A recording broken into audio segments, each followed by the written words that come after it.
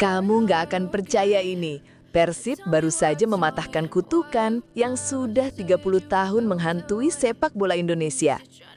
30 tahun tanpa kemenangan lawan klub Thailand, kini pecah. Dan itu baru permulaan dari cerita besar yang akan kita kupas tuntas di video ini. Halo teman-teman semua, apa kabar? Di video kali ini, kita bakal ngobrol panjang lebar tentang era baru Persib di panggung Asia. Kenapa kemenangan itu lebih dari sekedar 3 poin, dan bagaimana peluang besar kini terbuka di depan mata. Kita mulai dengan garis besar dulu.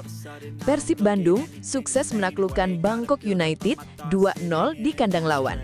Kemenangan ini bukan cuma memperbesar peluang lolos ke babak berikutnya, tapi juga membuka pintu ke banyak keuntungan besar untuk klub kebanggaan warga Jawa Barat.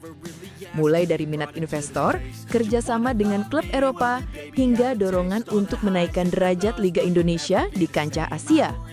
Tapi tunggu dulu, ini belum yang paling gila. Kita akan bahas data tayangan, investor luar negeri, hingga pengaruh kemenangan itu terhadap peringkat Liga Indonesia. Jadi, pastikan kamu stay sampai akhir, dan kalau kamu suka konten kayak gini, klik dulu tombol like dan subscribe supaya kamu nggak ketinggalan video-video berikutnya. Oke, sekarang kita kupas satu persatu. Pertama, catatan historis kemenangan atas Bangkok United ini adalah kemenangan pertama Persib terhadap klub asal Thailand dalam 30 tahun. Terakhir kali Persib menang lawan tim Thailand itu di tahun 1996 saat melawan Bangkok Bank di ajang Asian Club Championship dengan skor 2-0. Sejak saat itu, Persib selalu gagal mengalahkan klub Thailand. Jadi ya kemenangan ini bukan sekedar statistik, ini semacam kutukan yang akhirnya terpecahkan. Di pertandingan ini, performa Persib boleh dibilang hampir sempurna. Koordinasi antara lini pertahanan, lini tengah, dan lini depan bekerja sangat baik. Sangat berbeda dengan performa Persib ketika dikalahkan Persita di BRI Super League. Saat ini, Persib berada di posisi kedua grup di bawah Lion City Sailor dengan poin sama, yaitu 4 dari 2 pertandingan, tapi Persib kalah selisih gol. Next match, Persib akan menghadapi Selangor FC dari Malaysia di Stadion GBLA pada 23 Oktober 2025. Kemenangan kali ini bukan soal sekedar poin, ini pintu menuju masa depan yang lebih besar.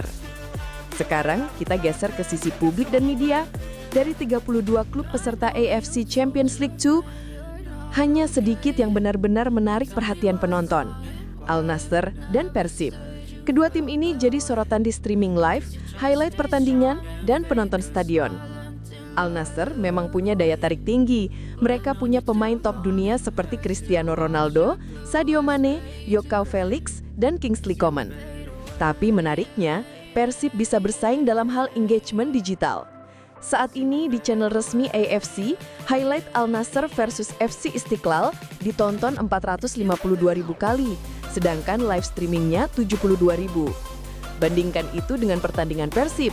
Saat melawan Lion City Sailor, highlightnya 113.000 dan live streaming 181.000. Lalu ketika menghadapi Bangkok United, highlightnya naik ke 164.000 dan live streaming 166.000. Tapi, ini bagian penting. Pertandingan Persib ditayangkan juga oleh RCTI Sports.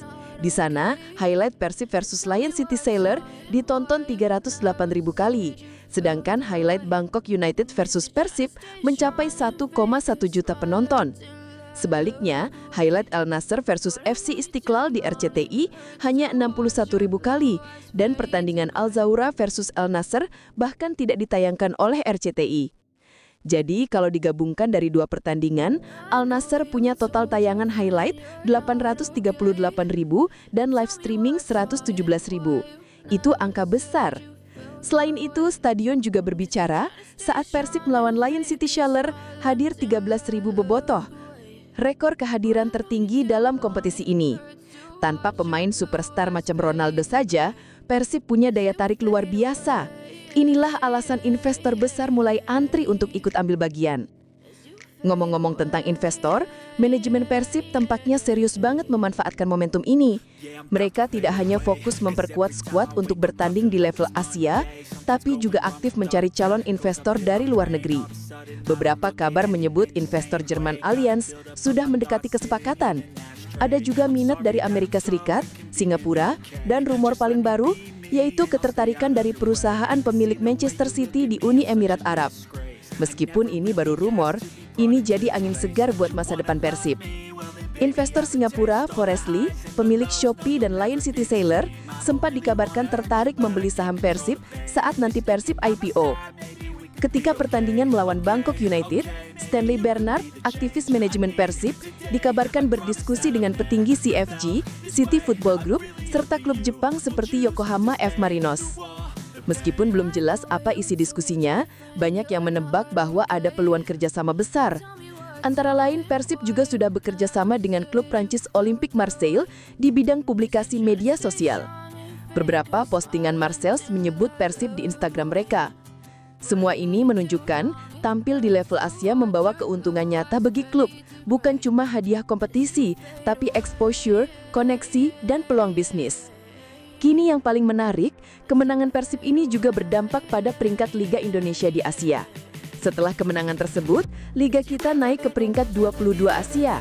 Artinya, di musim 2027-2028, Indonesia akan punya 2 wakil di ACL2, Asian Mid-Tier Club Competition, walaupun salah satunya harus lewat jalur play-off.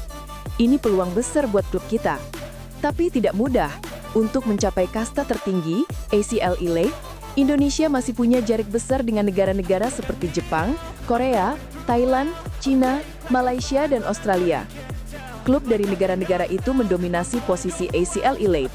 Saat ini, Liga Indonesia berada di peringkat ke-10 wilayah timur, di bawah Liga Vietnam, Singapura, dan Hong Kong.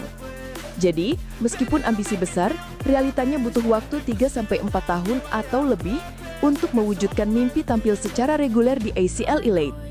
Karena itu, langkah awal yang realistis adalah lolos minimal ke babak 16 dan kemenangan atas Bangkok United adalah modal besar untuk itu. Dari 2 pertandingan yang sudah dilalui, peluang itu sangat terbuka. Apalagi sebagian pemain Persib akan bergabung ke Timnas Indonesia untuk putaran 4 kualifikasi Piala Dunia. Pengalaman mereka di level Asia bisa membantu performa Timnas nanti. Demikian pembahasan kita tentang kemenangan Persib atas Bangkok United dan segala konsekuensinya, dari statistik, media, investor, hingga dampak terhadap Liga Indonesia.